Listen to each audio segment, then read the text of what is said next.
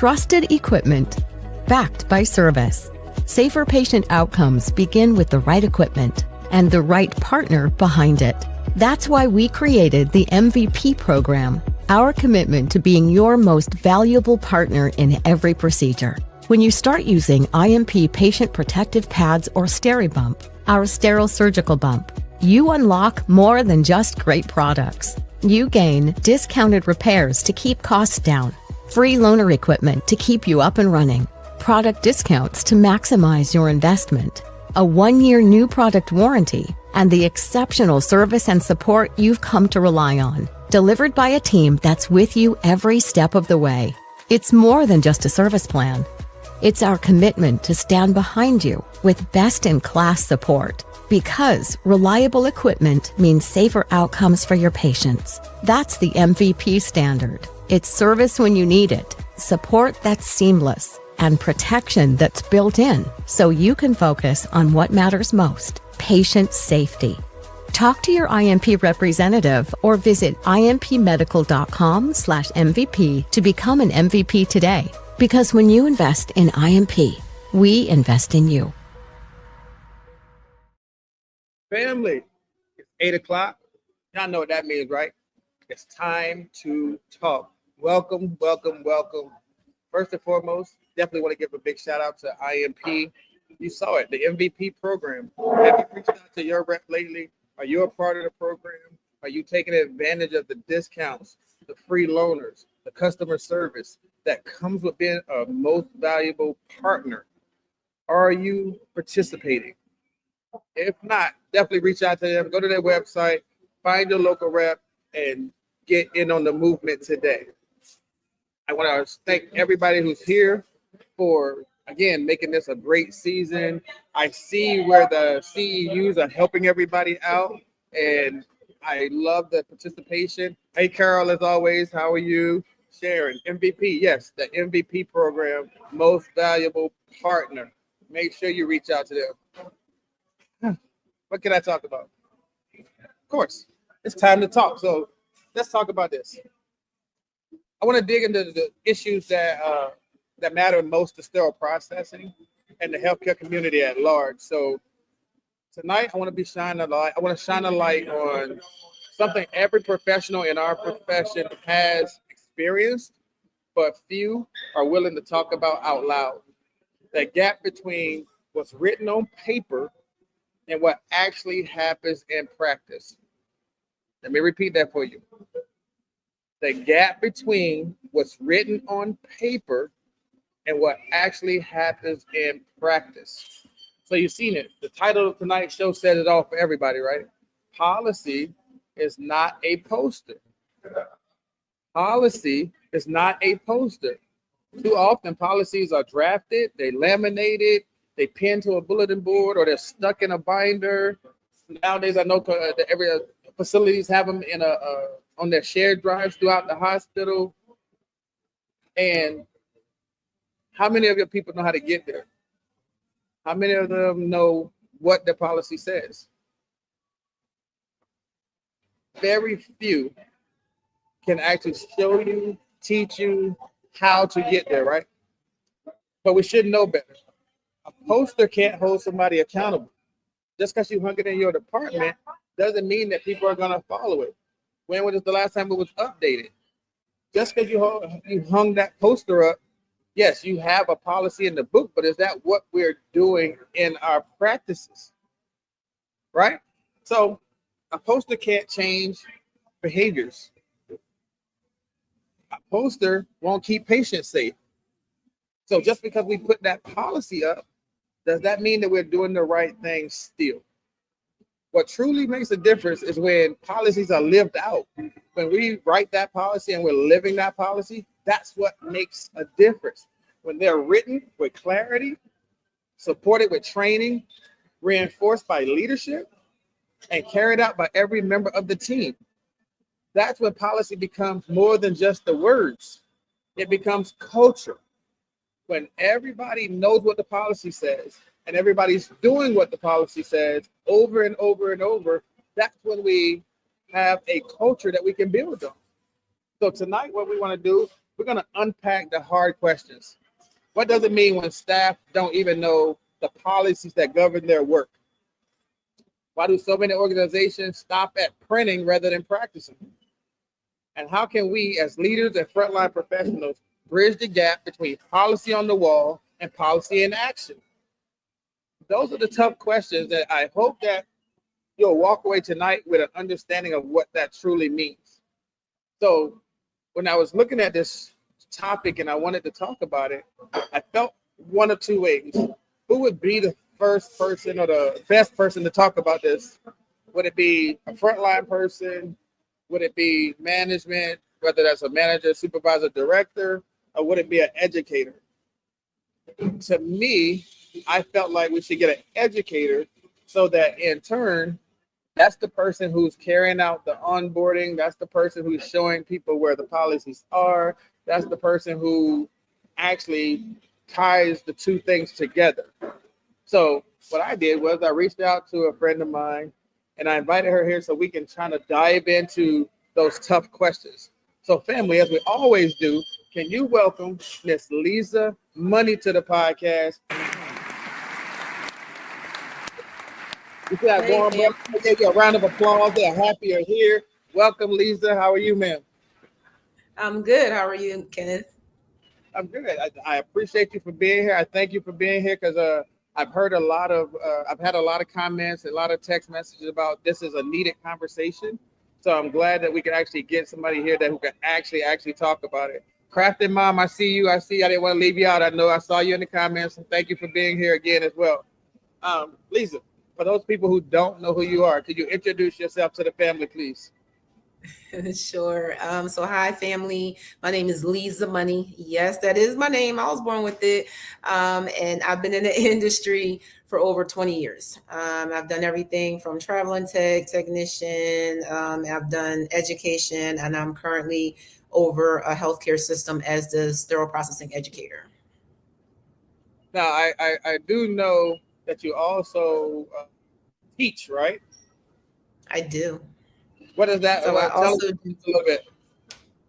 You have your own school. So yes, I do. I have my own program, and I do teach sterile processing to our up and coming new professionals in the industry. I've been doing that for a very long time as well, and I'm passionate about making sure that new folks coming into the industry are well versed on policies, procedures, standards, best practices, all that good stuff. So definitely, I kind of walk in both worlds.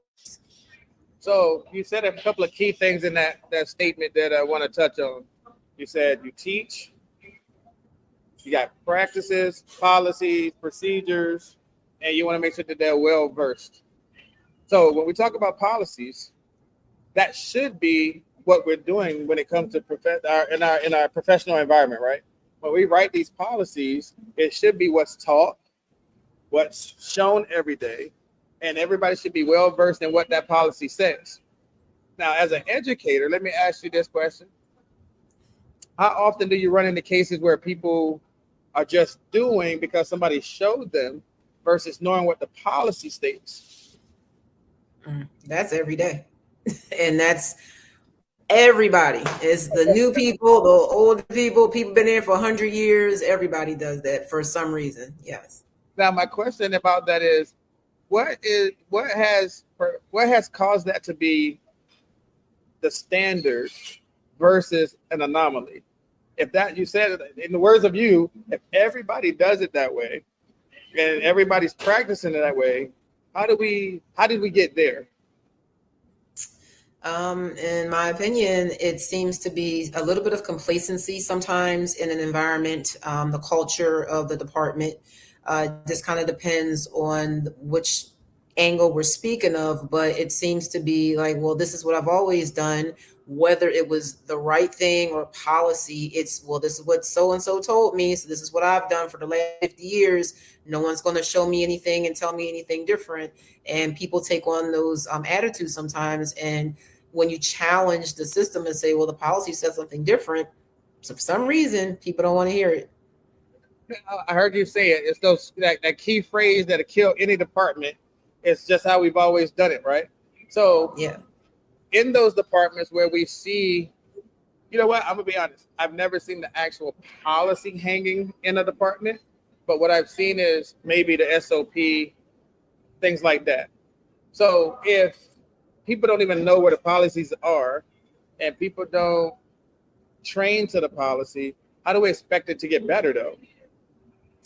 And that's true too. So the other side of it is there has to be some type of, as the comments say, accountability, even for the leadership side, to make sure that we are not only just on onboarding, showing people here's policies and go find it on your own, but maybe on an ongoing basis, being in touch with them and saying, hey, let's go over some of our key policies to make sure that our staff is actually going to follow them and not just go with the status quo of what we've always done. But that does rest on leadership and educators' shoulders. I say what Carol said, same thing, tribal knowledge and lack of accountability to do the right thing. That's how we get to where we're at in that space where this is what we do. Then I say, hey, where's the policy on that? You get that, you know, that blank look, but how do you think that happens? How do you think it happens in a department where the policies are treated just like a poster? They're just hanging there on the wall rather than the living document it's supposed to be. So if it's a living, breathing document that we're supposed to be following, where aren't we? Well, I mean, in some things that I've seen in my experience, there are times, not always, but there are times where even leadership isn't 100% familiar with all of the policies, right? And so you might have someone that's a new leader, they're coming in or being onboarded, and things are so hectic that they don't get a chance to kind of review and or study some of the policies. And so when whatever they were taught, they teach the next person coming in, and now we have a whole process of people not following the actual policy because nobody actually knows what it is. Now, who's responsible for, I get it, the leader comes in new, on board. Who's responsible for making sure that the policies are updated, making sure they're given to the staff, making sure that we're training to that? Is it the educator or is it the leadership?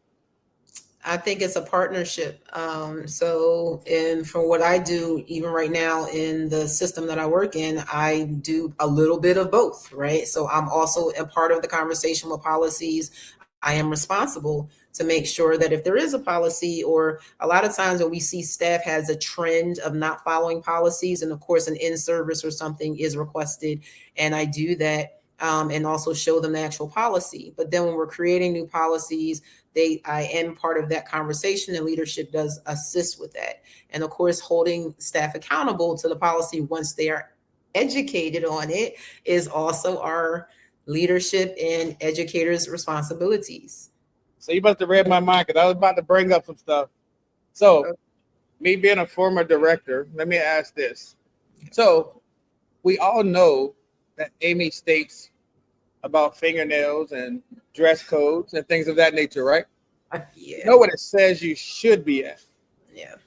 But can you hold somebody accountable for what Amy says if you don't have a policy that says the same thing about the fingernails? We know that policy should be based off of the industry standards.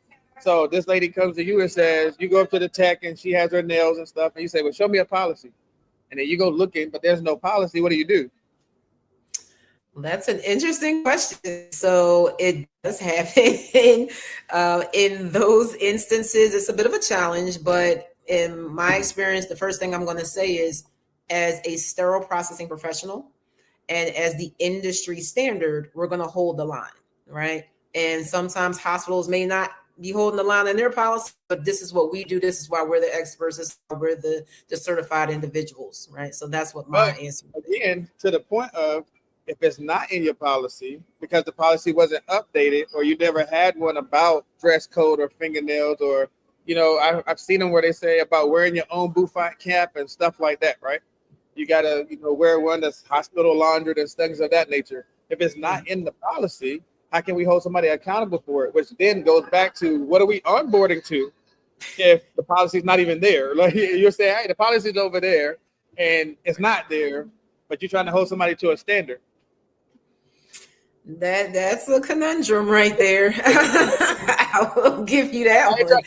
I just want to ask I got to ask the tough questions, right? So, or what happens when those policies are in a folder or a binder that nobody ever checks, and then you still don't know where they're at. The staff still don't know where they're at, but we're holding them accountable for something that we haven't even updated ourselves. You said a key word there. You said about industry standards.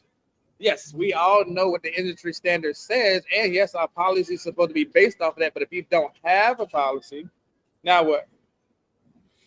So my answer was going to be, now you're going to let the staff know, listen, this is the industry standard. This is what we're supposed to do because it's about patient safety, number one. And give the reason behind it. Funny enough, I literally just did an in-service on fingernails and personal devices in the department, not because we don't have a policy now, guys, we do have one. And it's posted on the wall. However, there was an uptick. Summertime, everybody wants to be summertime fresh. And we had to talk about it, and everybody kind of looked at us, and I'm like, here's the policy. Now, in the absence of that, I would still say, look, it's because of the patient safety, because of the cross-contamination potential. So therefore, we're going to hold the standard. And then I would get with leadership and say, hey, it's time for us to kind of look at policies and maybe adding some of these things and putting it in black and white. So next time we can actually hold someone accountable. All right, so you got a bunch of comments here. I don't want to leave anybody out. I saw Simone say, so interesting because it does happen. Kenya says, we're dealing with that at the facility that where she works at right now. They do not have policies in place. I saw Lamont say, this. Welcome, by the way, Lamont. Said, this is where good management comes in to educate, implement, enforce, and monitor routinely. So if these are good, Carol says, create an SOP and get leadership to back you up based on following the AMI standards. Again, this is where that is supposed to come in at, right? We're supposed to be basing our policies off of the industry standard and so on and so forth. And by no means am I picking on women with fingernails, because we have guys that have beards and stuff too, and there's no beard covers being worn. So all of this is the same. So I'm not picking on no one group of people. So let's talk about the guys with beard covers. So, oh man, full beard, and they say you're supposed to cover all your hair and blah blah blah, right? Yep. But there's no policy, there's no dress code per se. We know you have to wear the hospital scrubs, but we don't talk about head covering, beard covers, and those type of things. But when there's a hair in a tray, then what? Because we can't hold nobody accountable for it because there's nothing in place. Again, policy is not just a poster. You're supposed to create these SOPs based on real world facts. That's the problem that we have. Well, I'll do one better. I've been in situations where not only, it's not even just our department, because even in the OR, I've seen where policies on walls, it says restricted, you must wear beard covers, hair coverings, all these things, and they're walking around with nothing, and not a beard cover, not even that bouffant cap on. And then they come to our department, they're like, wait a minute, where's the beard cover? And they're looking at us like we've said something wrong. We're like, no, you're not even supposed to be doing that in the OR, but you can't come down here and do it too. And the policy is on the wall, but nobody is enforcing it. Yeah, Kenya says yes, especially the beards. I'm not picking on nobody in particular, but Sharon said beards, nails, ear pods falling into open trays. I've seen all of that. I've seen all of those. But again, that is okay. I guess Simone, who doesn't want to look cute, but the thought of a nail or facial hair falling off and in the trays just gives her anxiety. And you're absolutely correct. I know a lot of people who they wear gloves. Another thing we have to talk about. I see people put on gloves to keep from not taking their nails off and all that kind of stuff.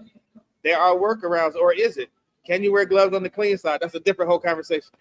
It's a different whole conversation.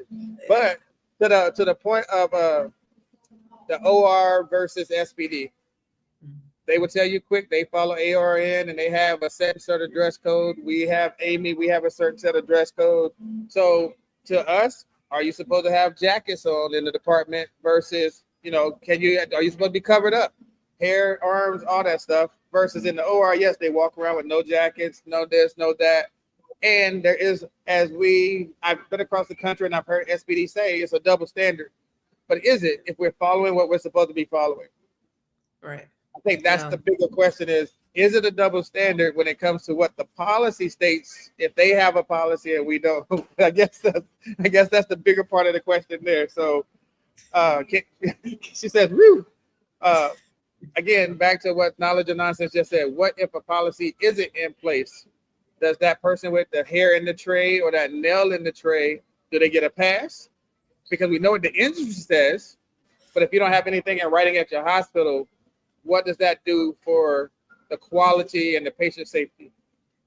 So what I would say is no, they don't get a pass, because at the end of the day, even if for some reason there is an express policy written about having your hair out and things like that, or nails or anything, AirPods, it's still, as a professional, you got certified in this industry, not for just one hospital or one department.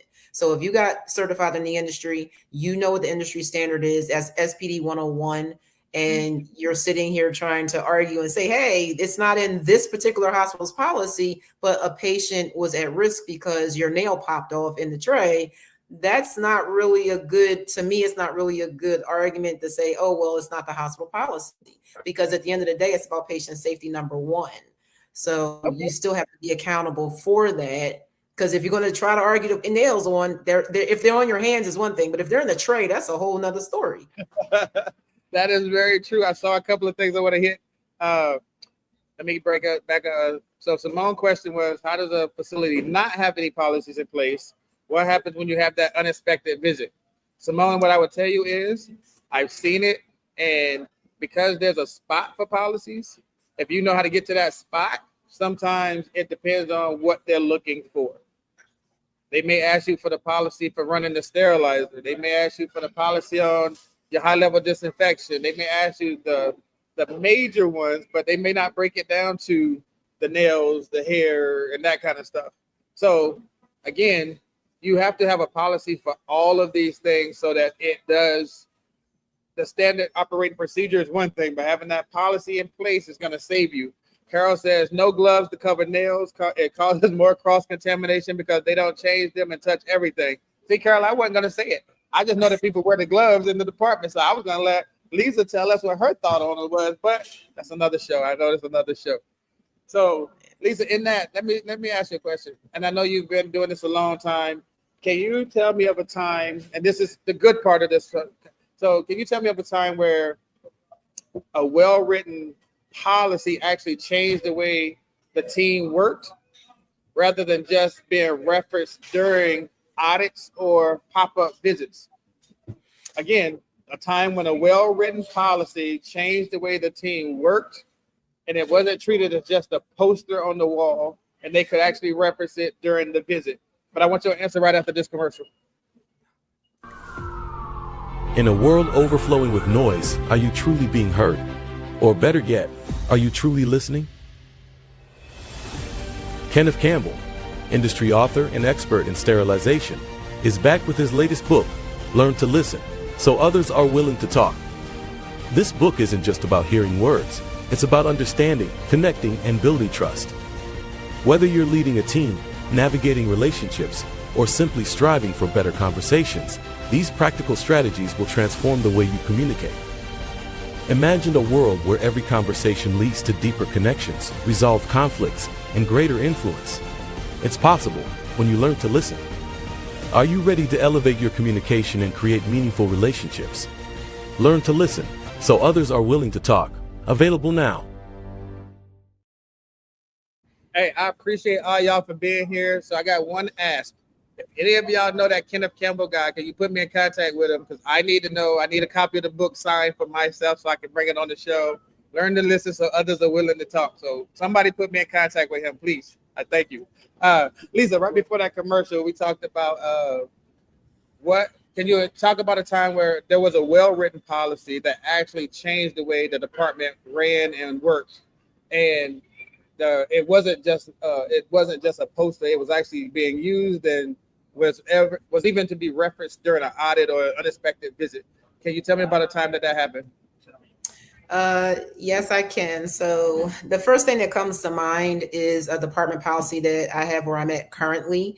And one of the things that we say as leadership is, and this is like a partnership between us and our team and our staff, is that it's not a mistake unless it goes to the OR, goes upstairs, okay. Right? And so that's our internal policy, and it's posted, but we actually honor that. So because we have a lot of QA processes and we check behind each other, if we can catch a mistake downstairs, then we're going to let the person know, but we're not going to, take it further, right? Unless it does go to the OR or go to one of the departments. And because of that, it has actually changed the way the department works as a cohesive team, because now the staff doesn't feel like if I just made a mistake one day, that I'm going to get written up and out the door. Like we try our best not to do that. We try to work with you, re-educate you, and do things like that. So that is a policy that we have in our department. So by creating that partnership, you were able to, the anxiety goes away, because if you find it in the department, you're saying it's not an error until it leaves the department. Yes. Okay. Yes. That's actually good. I like that. I like that a lot. My family here they said it's good luck finding him. I need a copy too. He's booked and busy all the time. Somebody has to talk to him and let him know about that, because we need him to come on the show and talk to us. Policy versus I guess what I'm trying to figure out is this: if it's no policy, what are we onboarding or training people to do? Good question. So it's in that system, you're training them to do what everybody has been doing, which may or may not be the best practice, is what it sounds like. Carl says SPD policies are lumped under OR and IP. True, which makes them incorrect as they include other groups who don't follow our standards, i.e. the nail polish. Because yes, if they're grouped in with other entities, and I guess for Amy, yes, we have a certain criteria. It has to be a certain length. It can't be no gel nails, all that kind of stuff that people talk about. I guess acrylic and all that. But in the OR, do we know what they're saying? And I think that's where when they come downstairs and people are like, well, they got it on in the OR, do we know what their policy says? Do we know how to, cross-reference each other in that aspect? Because I know they come down and help sometimes. So is it fair for that person in the room, the tech from the OR, to come down and help your staff, and they get nailed up, hair out, all this stuff, but then your people have to be held to a certain standard? Is that fair? So that's where this next question comes in, and because as an educator, I want to know, how do you ensure staff truly understand and apply policies instead of just simply signing off that they saw them during your onboarding process or during that training, like, hey, show me the policy. Oh yeah, they're right there. Okay, that's how you pass. So how do we ensure that they actually truly understand it and apply it in their everyday practice? That's going to be, the onus is going to be on leadership and on, as an educator, on me as well, right? So if I teach something, and this is something we do in our department, you can't just say it once. You really need to repeat it at least 4 or 5 times. So an in-service, instead of doing a one-time in-service, I'm going to make sure that I do the in-service a few times over the next couple of weeks to reinforce what we've learned a few weeks ago and catch those other people that may have been absent. And then we're going to come back around. And what I do is I'll individually go just random, and I'll bring my little in-service paper and I'll say, hey, remember this? Can you tell me, let's say a policy, if we were talking about nails or beard covers, what did you remember from that policy? What have you seen in the last couple of weeks? An improvement? Have you seen anybody? And just have that conversation so that it's always bringing it to the forefront of their mind. So that it's not like something we talked about a month ago and it goes back out your mind. And now we're popping with our fingernails and our beard covers on because we forgot what we talked about. Now I got one for you. And this is a good one because I just saw it happen at a facility the other day. And it blew my mind that people still do it. I know that everybody has to run a boy dick, right? And I know that the right way to do it, use an empty rack. You push the rack in, you do it, pull the rack out. You mimic a regular load the way you're supposed to. But I've seen people put just a pan in there, like a flash pan with the boy dick in it. I heard, I haven't seen it, but I heard people just sticking boy dicks in the sterilizer just to get it done instead of having to go through the full process. Now, my question is, what if there's no policy that says you have to do it the right way? There's an IFU that says you have to do it a certain way. There's getting the test ran. Now, we all know that IFUs are supposed to be, we follow. Like, great, we get it. We know how to run the test. But what happens when there's no procedure on how to do it? Can we hold somebody accountable for that? Say anything about the nails and stuff. There are certain things that we do in our departments that should have a concrete, well-written policy. But what if there isn't? We're back to that again. How do you, we're saying we're sure, and you just said we train and we do this and we do that, but how do we know that you're training to the policy?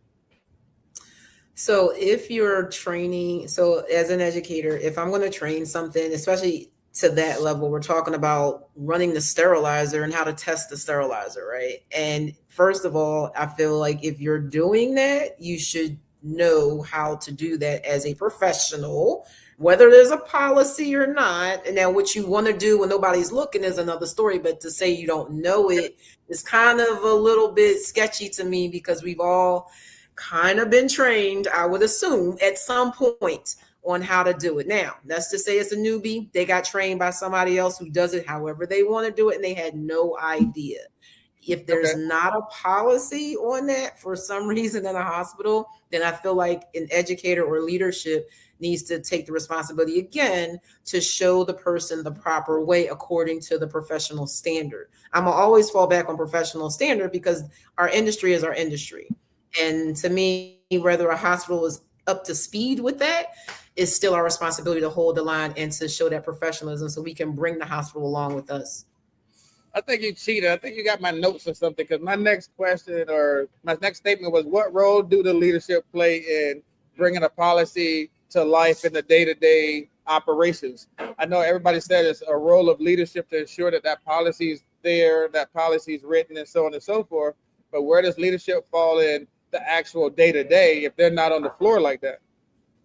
That's where your first line leadership comes into play. That's where those lead techs, those supervisors, that's part of their responsibilities as far as I'm concerned, and the educator, because they're there. You can see now a director, a manager, they're around, but they're not going to catch every little thing, and they're definitely not going to watch somebody put a Bowie Dick in all the time, right?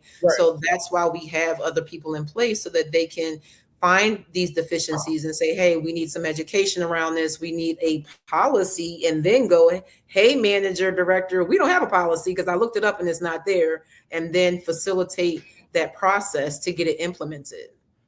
So how often should policies be checked? I know, in some cases it's like every year. I say like every 6 months, depending on the type of policy we're talking about, because things change in the industry pretty rapidly, especially these days. Okay. So fair. Now, as it pertains to the training, and when you have preceptors, right? And I know everybody should have the same level of training when it comes to precepting. Everybody should be well versed in what we're showing. So, Lamont said that's why God gave you 2 ears and 1 mouth. You should listen more than you speak. I need a copy of Learn to Listen. I know, Lamont, that's why you're my friend. Simone says it's crucial that management have the back of the educator. It's not the job of the educator solely. Yes, there may be items that we feel are tedious, but this is an industry where we are in with the focus on patient safety. Again, we say all of these great things, and we can go into work tomorrow. Look at your policies, and you'll be surprised how many of them are not up to date, how many of them no longer exist, because it's not a routine thing that people do until it's time for that said unexpected visit, that said audit.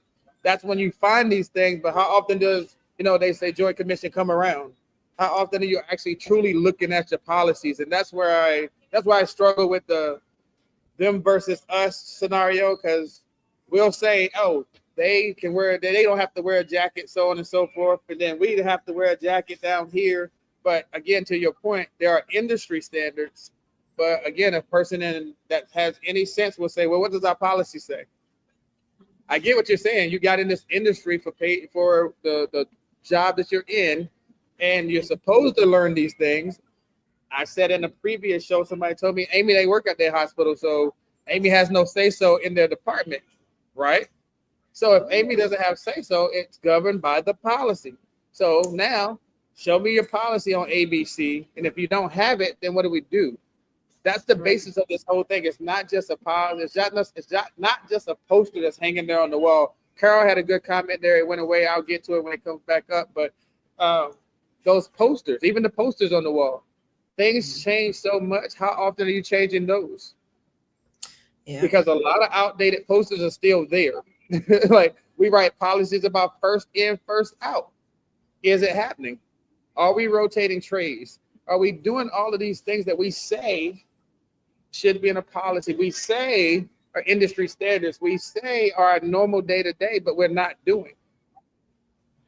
Do you have a policy to check the tape on the instruments? I can go ask somebody. They'll be like, what tape? They'll be like, what are you talking about right now?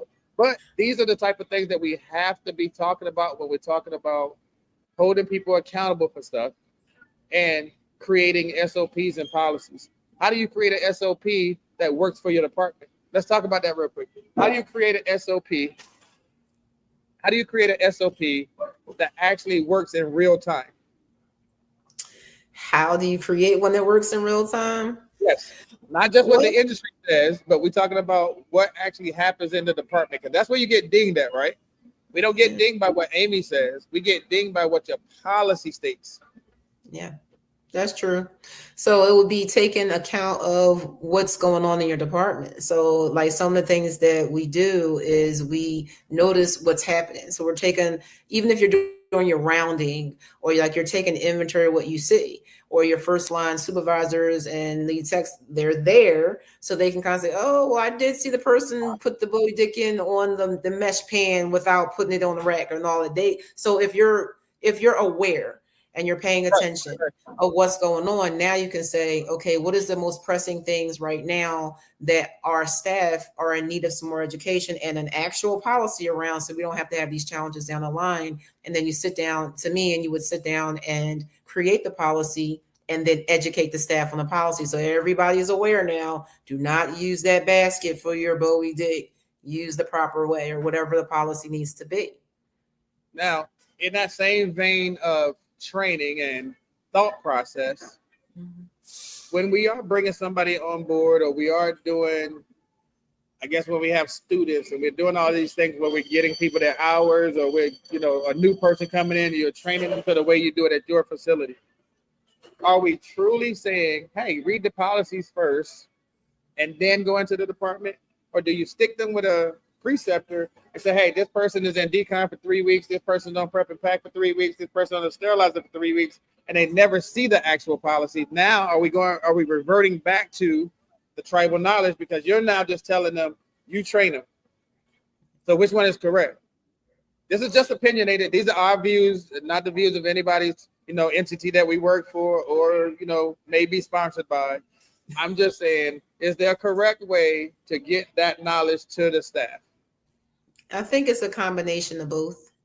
New people coming in and being onboarded, obviously they're going to be paired up with someone who's been in the department and knows the way of the department and the culture, but there has to be an introduction to the policies and whatever the actual procedures are according to what the hospital is saying. If I'm onboarding anybody new in my facility, I literally created a manual that I personally hand to each new person, whether they're a new hire or a student during their hours. And in the manual, it tells the procedures and the policies, but the general ones for each area of the department. Then I'm going to pair them with someone and say, hey, they're going to show you the ropes in this area or that area. But I also encourage them, read the book. I literally gave you the book on this department. And so if you come and say, hey, somebody told me to do this crazy thing over here that was totally against what the policy says, you can't argue that because I gave you the manual. So I guess that's the biggest piece of if we are not saying just solely the educator, because somebody said it's not just the educator. You got to have management that has the educators back, right? Yep. So if we know that we're giving out policies, we're passing out the handouts, we're bringing attention to the poster, and we're bringing attention to your SOPs, and everything is flowing, why do we have errors and mistakes?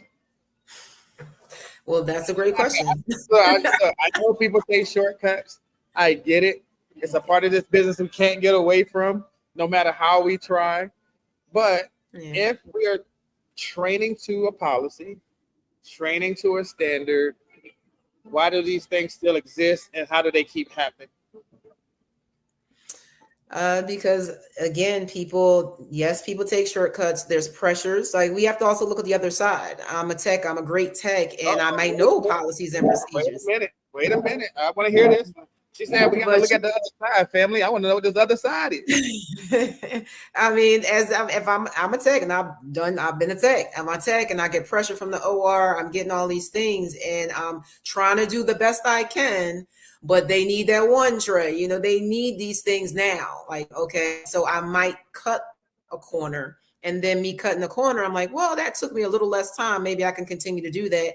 And it becomes a habit or becomes a practice. Now I'm showing somebody else, well, this is what I do. And these are the corners that I've cut, and it keeps on going. So I don't think that it's always just, we don't know. I don't think it's always intentional, but if we're under pressure, and we are, like, they give us a lot of pressure sometimes on time frames, and people, they do things, and then it just becomes part of their everyday. Now I would take the high road here as being a senior management person. I would say that is on us to actually, as they say, hold the line. Just because the OR needs it, we can't cut corners.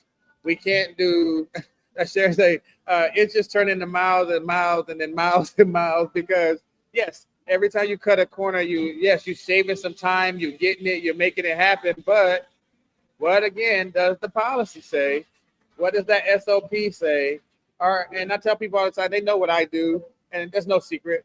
But I tell people, decon can't change. The process in decon is the process in decon. No matter when you need that trade for, you still have to follow the process. You still have to follow the procedure, the standard, the policy, whatever you want to call it. Those steps can't be altered just because somebody needs a trade quicker. Because then what happens? They may get that fingernail, they may get that hair in the tray, they may get bioburden, they may get whatever. Are we going to say, well, the policy said I could take a shortcut? Is that ever going to be a thing that somebody says? The policy said I didn't have to do that step. Like, you know what I'm saying?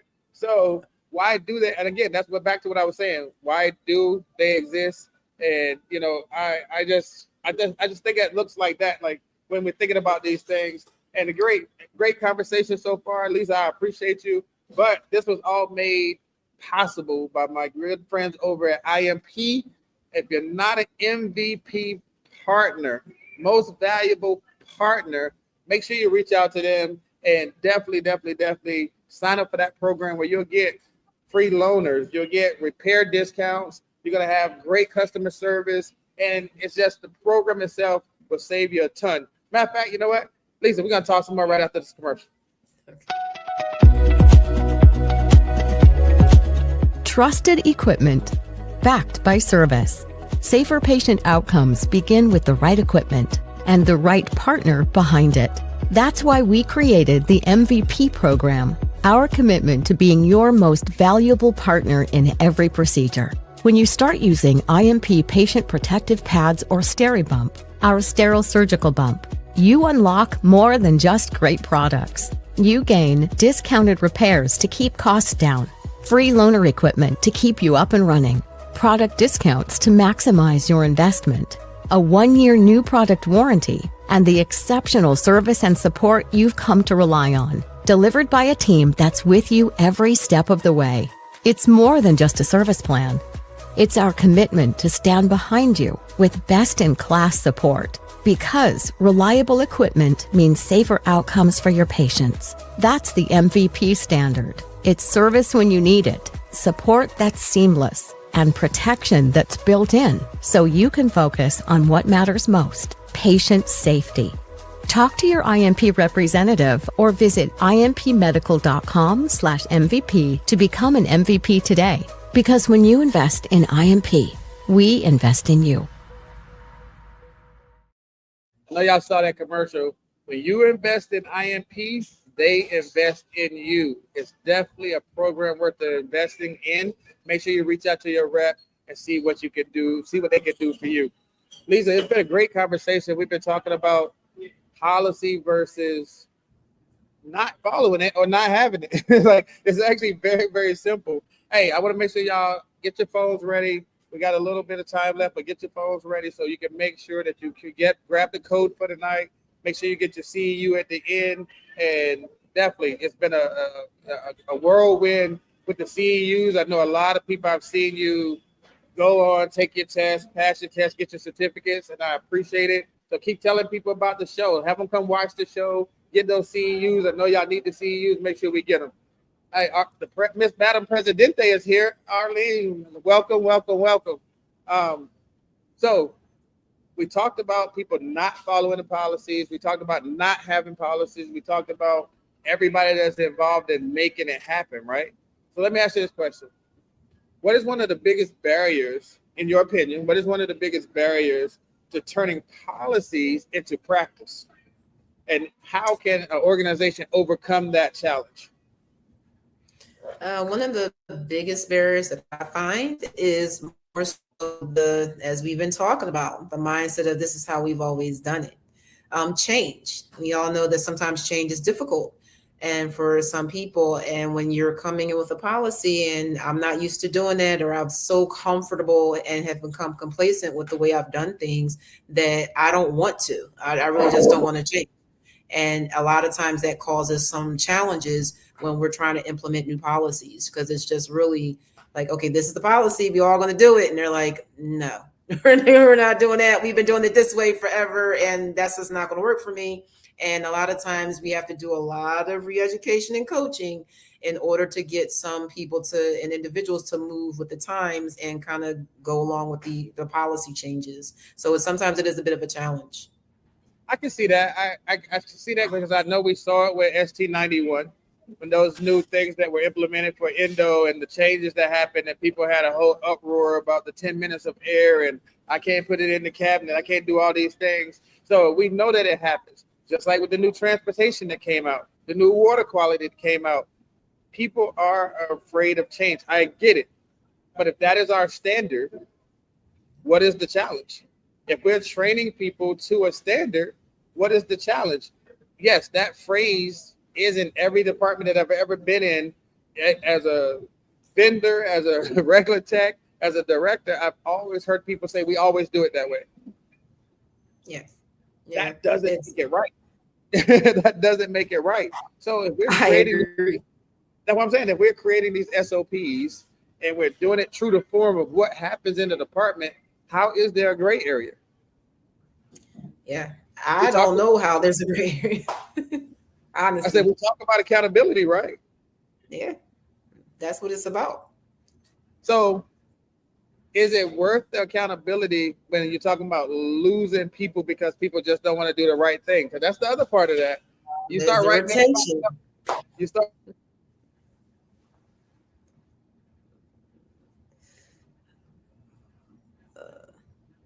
Yeah, there's a retention.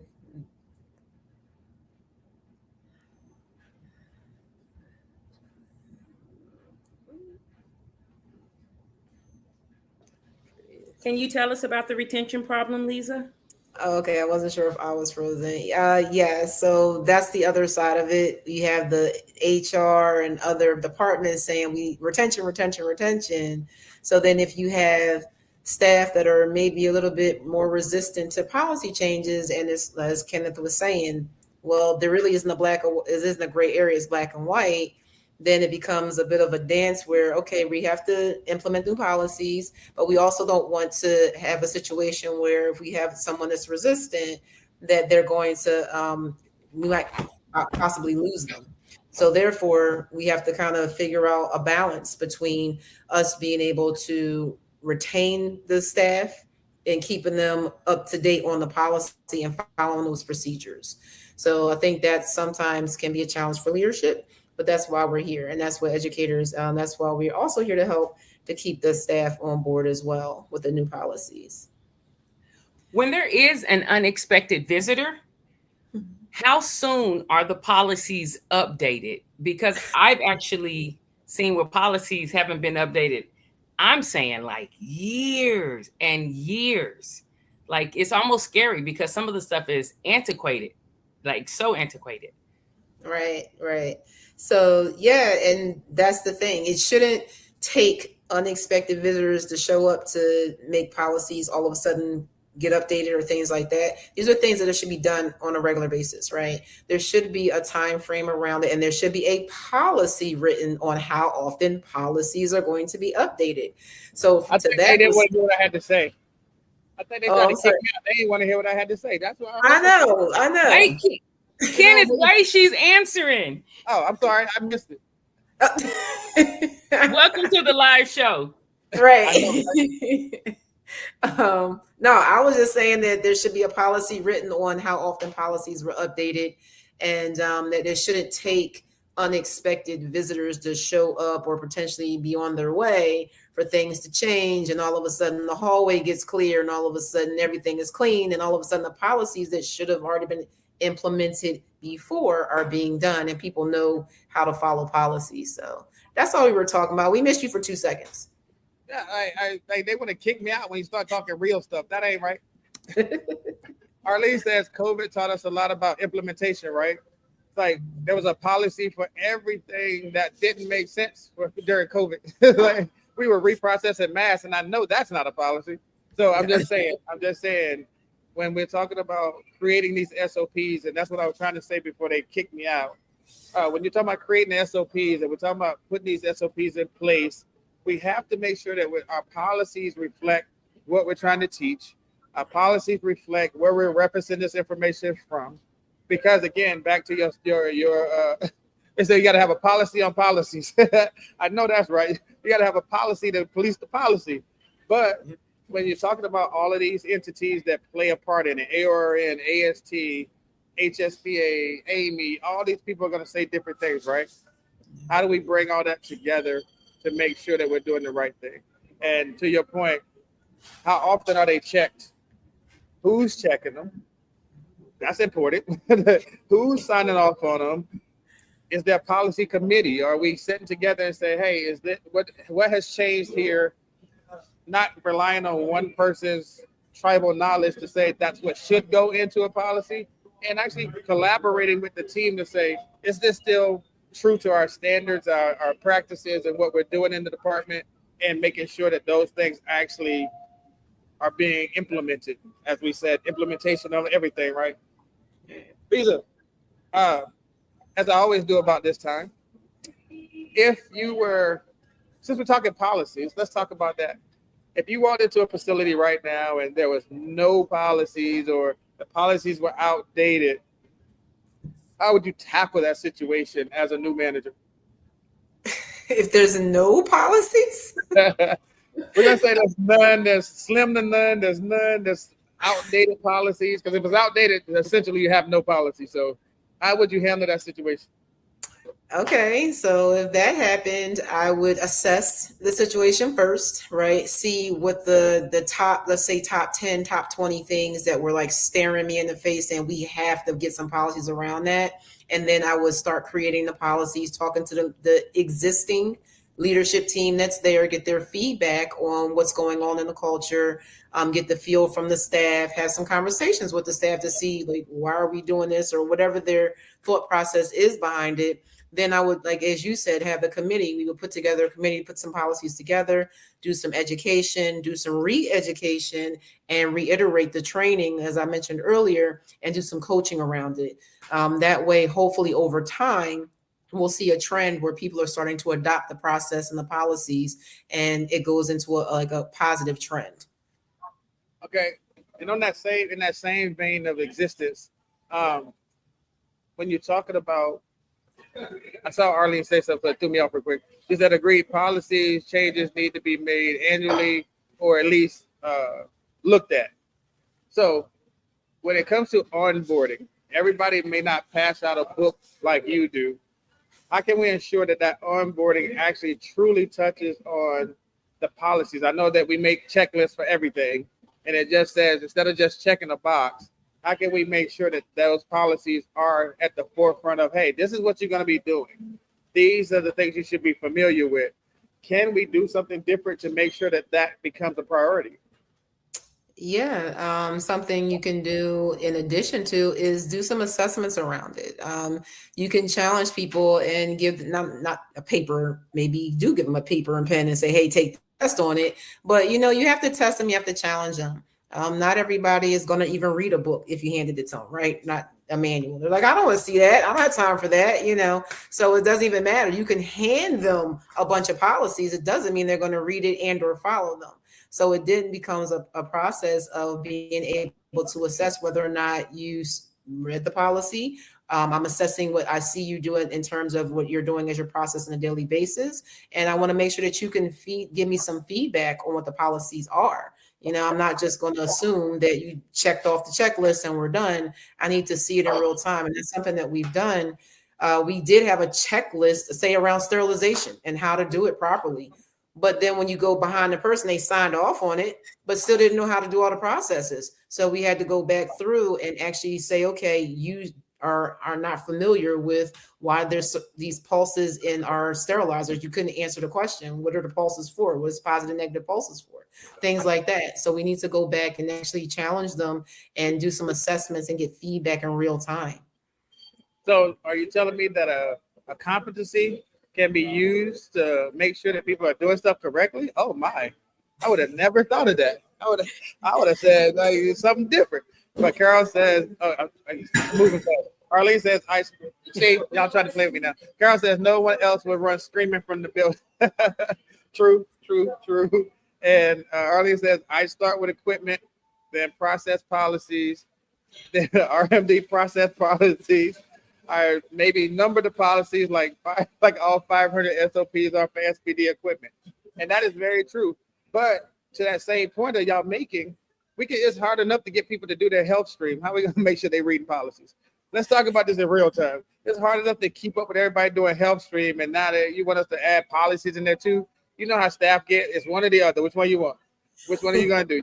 I'm going to do the health stream because you say I can't come to work if I'm not current on health streams. I'm going to do those. Everybody, make sure you get this code. Make sure you get your code for the CEU. In the comments is the link. If you happen to be on your phone, in the comments, the link is there. Make sure you get that CE. Make sure. Definitely tell your staff, tell your friends. The shows have been informative. They've been very engaging, and the CEUs are there. So on a rewatch, they can go back, get the code, get the CEU for the old episodes as well as this episode that you have today. Today, y'all, we had Leza Money. Y'all heard me correct. Her name is Money, Leza Money. She actually has a school of her own. I'm gonna have her tell y'all about that one more time. Could you tell them about what you have going on one more time? Yes, I do have a program. I do teach sterile processing. Name of my program is Sterile Processing Universal, and we do a hybrid of online and in-person training. We do provide the training for people coming into the industry. Externships are available, things like that as well. And I also work in the hospital as an educator, doing what I need to do to help leadership kind of get everybody on board with these policies. You see, that's what I'm talking about. So we have people that are in real time actually trying to advance the business. So when I'm bringing people on here, I'm bringing people that I want to have, that you can see that are doing this in real time and are working toward the greater good of the industry. So having somebody that actually enforces policies, help write SOPs, and training on their own time, actually bringing new people in the industry with a good sense of what we do. That's where we're going to get the buy-in from everybody. If we start at ground level and getting everybody in the business, that's where I want to make sure that happens. The link should be in the comments, Arlene. Can we put the link back up on the screen? The other link as well. I'll put it back in the comments so it comes to the top of the comments for everybody. Family, this has been Time to Talk, where we get to talk about policy is not just a poster. Lisa was that kind of thing. See, y'all moving all over the place now. Lisa was a great guest. Having a fellow educator talk this topic was 100% correct choice. Thank you, Carol. Thank you, Carol. Thank you, Carol.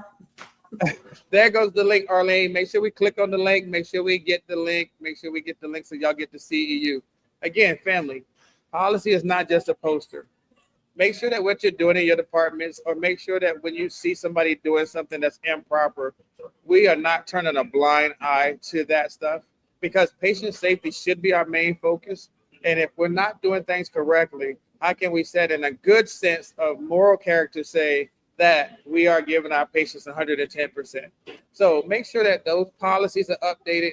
Leaders, make sure those policies are updated. Educators, make sure you're training to the policy. Make sure that it is not just a poster on the wall that's only there for Joint Commission to come in. Make sure that it's not outdated. Make sure, I'm not saying go create a book like Leza did, but make sure that we're pointing people in the right direction and that everybody can speak to where those policies are at.